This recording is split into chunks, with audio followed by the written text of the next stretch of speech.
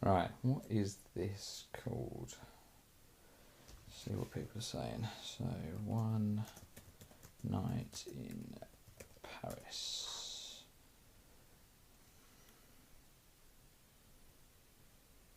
What's this video? That's a bit weird. Okay.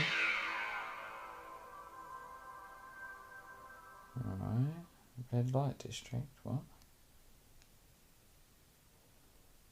Okay, that's a bit heavy. 9/11, right? Okay. Hey, I'm Rick, and this is my one night in Paris. Check it out. Yeah. She likes the cock. Okay. Word to you, mother. My name's Steve. This channel is FRAG30 and thank you for tuning in. You are a legend for doing so. Ages ago, a Instagram follower of mine, who's someone that's quite active in the community, called Scentmeister Fragrance Reviews, sent me a shitload of samples. He kind of contacted me and said, can I send you some samples? He's not like a fragrance creator or manufacturer or anything like that, so you know, he's not trying to kind of promote his own brand or anything. He just said he'd send me some samples, and I thought there'd be like a couple in there. I was like, yeah, cool, why not? And he sent me a shitload. So thanks for that, dude. Cheers, much appreciated. It's taken me ages, but I finally started to kind of sit down and go through them because I didn't want to just kind of sniff them. I wanted to, some of them I'm going to save and do like a first impressions, and some of them I'm going to kind of do a comparison or whatever. So yeah, I'm going to kind of do some stuff on Instagram and on here. But today I'm going to do a fragrance review of one of the fragrances that is in there, and it was the first one that kind of really caught my eye because I've been wanting to try it for ages. And so today I'm going to give you a review of that. And the fragrance is Midnight in Paris. Now this fragrance has apparently been discontinued, and it got a lot of hype in the fragrance community, and I think possibly kind of exaggerated and emphasised because of the fact that it's been discontinued, so the prices have gone up. But by all means, it's meant to be a really nice scent. So as soon as I saw that in there, I was kind of like, that was one of the first ones I grabbed, and I was really excited to smell it. Now, when I smell it, the kind of notes, I get a lot of the notes that are in the breakdown, but I seem to get them in kind of a bit of a weird and kind of different order. So according to Fragrantica, at the top you'll get rosemary, holly, bergamot, lemon and leather.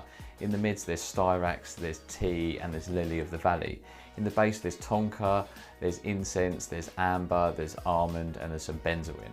Now I get most of those notes, but not in the order I was expecting, if I'm honest. So I've read quite a lot about this fragrance, and everybody seems to suggest that it's very much a sexy date night type fragrance, so I was really looking forward to wearing it. And from the first smell, the thing that surprised me the most is it was a lot smokier than I thought it would be. Now, I'm not saying it's a really heavy, dark smoke. It's not, you know, smoky as by the fireplace or something like that. But considering the incense as a base note, it kind of just caught me off guard. So in the opening, I get quite a lot of kind of very pleasant, sweet smokiness. Mixed with, I get some of the tea and also some florals from like the lily of the valley. I don't really get any of the lemon or the bergamot, and the leather is there, but that comes a bit later to me, which is getting a bit weird considering the incense is actually a base note, the leather is the top note, and the sort of tea and the florals are in the mid. So it's all kind of a bit messed around for me anyway. So yeah, in the first 15 to sort of 30 minutes, I get the top up on my arm has been on about 10 minutes actually. I get this incensey, sort of really nice sweet kind of floral tea kind of vibe going on, which is just really nice and pleasant. After about sort of 25-30 minutes, it becomes a lot more leather prominent. The smokiness, which I assume is coming from the incense, does die down a little bit, and the leather comes through, and it becomes very much more of a leather fragrance on the dry down, which again is a bit weird because the leather is actually a top note. But so yeah, and then after the 30 minutes it's a lot more leather with some sweetness and a sort of subtle kind of floral sort of smokiness. The smokiness is really kind of subtle from the incense. Then after the dry down, it's kind of like this sort of soft powdery floral leather fragrance, but it does carry some sweetness. Now when I saw benzoin was in there, I've kind of got a love-hate relationship with benzoin. I actually enjoy a lot of benzoin in fragrances, but sometimes if it's too much, it can come across as very synthetic. Now, the sweetness in this is not synthetic to me at all. It's a very natural, slightly sort of soft powdery sweetness. It's not synthetic at all. I would say the benzoin is quite subtle. I think some of the sweetness seems to be coming from maybe more from the tonka. And it's just a really nice leather based kind of soft floral fragrance. I've really enjoyed wearing it. Performance wise, it was good. I would say the projection wasn't by any means beast mode. I got kind of the sort of standard 1 to 2 hours of projection, and it wasn't, I wouldn't say it was really strong projection. I would say it's probably sort of medium. It wasn't, you know, sort of close, but it certainly wasn't an arm's reach. So I'd say probably half an arm's length for about 1 to 2 hours for projection wise. And longevity, it did hang around for quite a long time, particularly in the last sort of 2 or 3 hours. It was, you know, really quite a skin scent, but it was still there. I mean, I smelt it after about 6.5, 7 hours, and I could still smell it. It was still very noticeable after about sort of 6.5, 7 hour mark. So performance was really, really good. So it performs really well and it smells really nice. So things are looking good. Price wise on this, I don't know what it's going for nowadays. As I say, I believe it's been discontinued, so that is driving the prices up. There are fragrances on the market that constantly get compared to this. One of those is Prada Luna Rosa Black, which I haven't smelt, but again, that gets a lot of good reviews.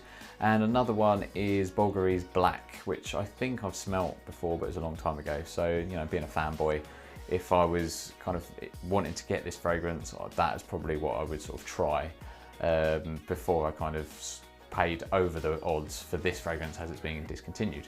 But here's the thing, do I want this fragrance? Do I want to try and buy this or Bulgari's Black or Prada Luna Rosa Black? And the answer is no, I don't. And that's not to say this is bad at all, because it's a really good fragrance, but it just doesn't excite me. And I just don't think I get excited by wearing it. And there's a lot of other leather-based fragrances that I would rather wear over this one, some of which I've got in my collection, so I don't feel the need to kind of get this one. Well, one of those fragrances is one that I've been speaking about more recently, is Armani Code Profumo. It certainly doesn't kind of, I wouldn't say it smells like this, but again, it's a leather-based fragrance that has got some sweetness to it that works really well on sort of a date scenario. And because of the Armani Code DNA, it offers more versatility than this one. So another fragrance in my collection that I would choose over this one is Azare's Wanted by Night. Again, I'm not saying these smell alike, they're both leather-based fragrances, but this is a lot sort of softer and more floral than Wanted by Night. And but again, Wanted by Night is a leather-based fragrance that carries kind of a sort of mass-appealing sort of sexiness and sweetness to it that kind of works really well kind of going out on dates, etc. So, and it's just a fragrance that I just really enjoy and do actually, you know, get excited about wearing.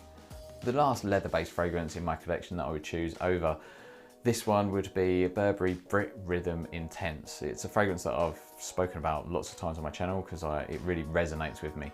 Of the three that I've now compared Midnight in Paris to, this is probably the one that is closest to it, because it does have, again, it's obviously leather based, it does have some sweetness, but it also has some sort of soft powderiness to it as well. But it does have some spice, just to kind of, there's a lot going on in Burberry Brit Rhythm Intense, and I wouldn't recommend anybody blind buys it, but it's just a fragrance that kind of resonates well with me. I really enjoy it, and again, it has some versatility. I've worn it in the office and you can wear it out. I've worn it at the weekend or kind of going out in the evenings as well. So, and that is just a fragrance that I really, really enjoy and would be a hell of a lot cheaper than this one. So yeah, I've got options for a soft, kind of sweet date night leather fragrance. So thank you for watching. I hope you got something out of this video. If you did, or if I potentially saved you some money, if you were thinking about buying Midnight in Paris, please hit that like button because it really helps me grow the channel. And as always, if you haven't done so, please hit the subscribe button. I'd really appreciate it. Do stay tuned for future content, because I think my next video is going to be my top 10 fragrances for autumn, or fall if you don't pronounce the H's in herb. But yeah, so stay tuned. I've got a lot of exciting content coming up, and thanks again for watching. I will see you for the next one. Much love.